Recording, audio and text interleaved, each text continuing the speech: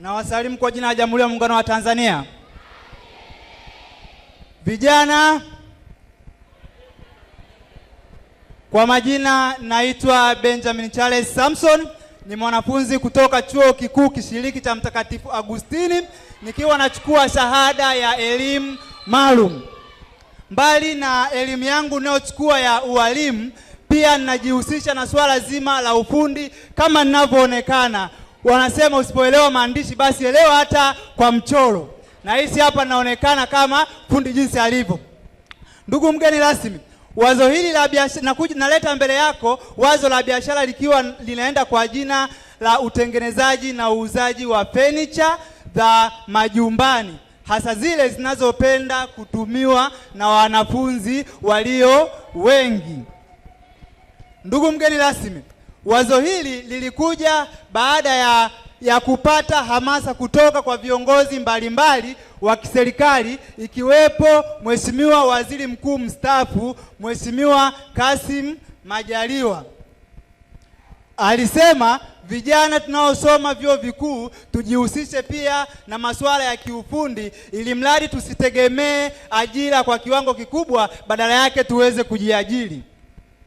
Hivyo basi, niko hapa mbele yako Mheshimiwa kuomba mtaji kwa ajili ya kuendesha biashara yangu hii.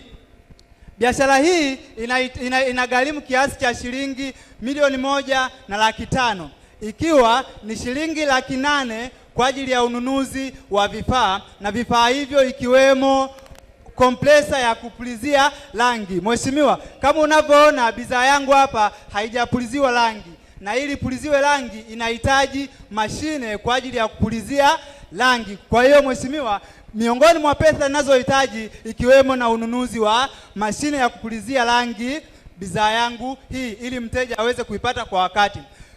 Ndugu mgeni rasmi, kitu ambacho niliamua kujitofautisha na wauzaji wengine wanaopatikana katika jamii inayotuzunguka ni kwamba niliamua kuanzisha biashara hii kwa kutoa punguzo la bei ya bidhaa ukilinganishwa na bei inayotolewa mtaani. Lengo ni kukidhi mahitaji ya wanafunzi. Jambo la pili nililoamua kulifanya, niliamua kutoa usafirishaji bure kwa mwanafunzi anayetengeneza bidhaa kwangu, ili iweze kumfikia kiurahisi kwa gharama nafuu.